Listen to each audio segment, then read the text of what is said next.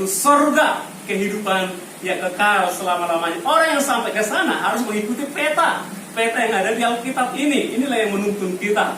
Dialah Tuhan yang kita sembah, Dia akan menuntun kita. Makanya Dia Tuhan. Dia bisa menuntun sampai kita di surga. Kenapa Yesus bisa menuntun? Karena Dia datang dari surga, kembali ke surga. Ya kan? Pasti kita bisa sampai ke surga. Seperti ini, aku dari Kalimantan kan, Deo? Deo belum pernah ke Kalimantan. Percayalah kau bisa aku bawa kamu ke Kalimantan dan sampai. Percaya kan? Karena aku dari Kalimantan. Aku datang ke sini, pasti sampai Deo Kalimantan, walaupun Deo tidak pernah. Begitulah Tuhan Yesus. Kita kan nggak pernah ke surga. Gambaran surga yang kita tahu ada di Alkitab. Kita tidak pernah ke sana, tapi Yesus yang sudah dari sana datang ke bumi dan Dia pergi lagi ke sana menyediakan tempat bagi kita. Pasti dong bisa kita sampai ke sana kan? Pasti kita bisa sampai ke sana karena Dialah Tuhan yang akan menuntun hidup kita. Apalagi kita anak muda, ya kan? Kadang kurang pengalaman, kita harus bersandar kepada firman. Takut akan Tuhan adalah permulaan dari hikmat. Takut akan Tuhan.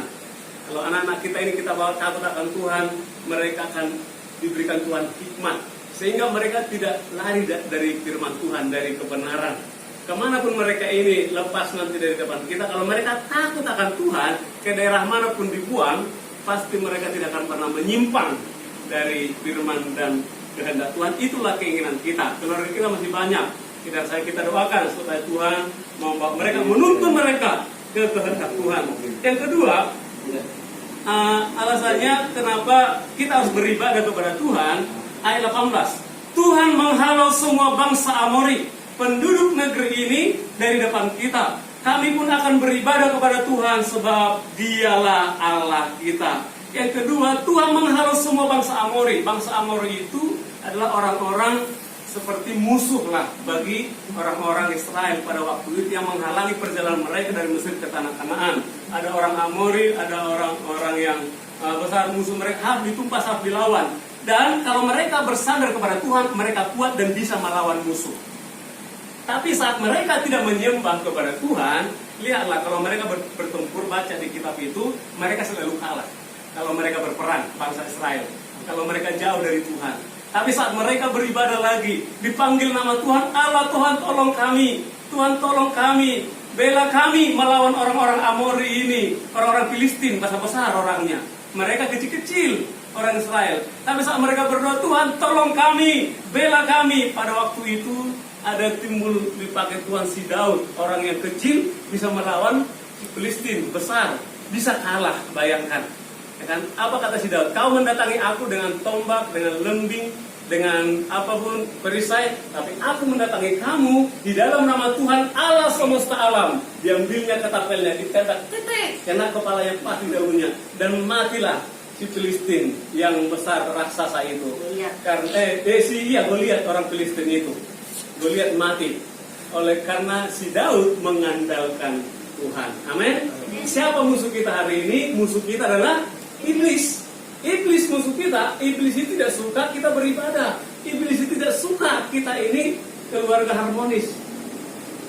Iblis tidak suka kita gembira. Padahal lagu kita mengatakan hati yang gembira adalah obat yang manjur lagi. Seperti obat hati yang senang, tapi semangat yang patah keringkan tulang.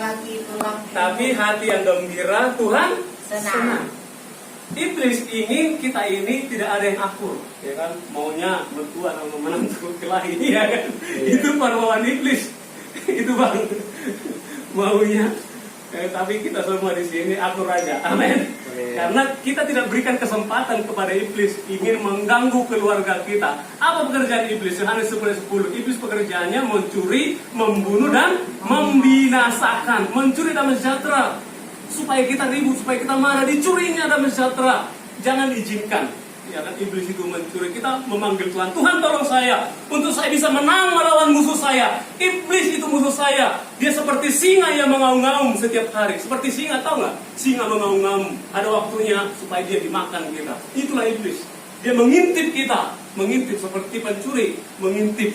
untuk melihat, menjaga-jaga. Begitulah iblis. Karena itu kita harus berjaga-jaga terus di dalam doa. Kita harus minta kepada Tuhan, Tuhan berikan saya kekuatan supaya saya bisa mengalahkan musuh saya. Iblis kukalahkan di dalam nama Yesus Kristus. Haleluya. Karena iblis sudah dikalahkan, Bapak, semuanya. Iblis sudah dikalahkan dengan kematian Yesus di atas kayu salib, dan dia bangkit dari antara orang mati. Disitulah iblis dilucuti, kuasanya dipermalukan ke seluruh dunia dan surga. Iblis telah dikalahkan. Kalau iblis telah dikalahkan Yesus, karena kita percaya Yesus, iblis juga bisa kita kalahkan. Bersama dengan Tuhan, kita mengatakan kamu lebih dari pemenang. Haleluya. Lebih dari pemenang dalam segala perkara. Iblis telah dikalahkan dengan kuasa namanya. Bila Allah di pihak kita, siapa dapat melawan? Kita lebih dari pemenang. Bukan hanya pemenang, tapi lebih dari pemenang. Bagaimana lebih dari pemenang? Berarti juara. Berarti kita menang. Iblis akan bisa ambil bagian keuntungan dari kita.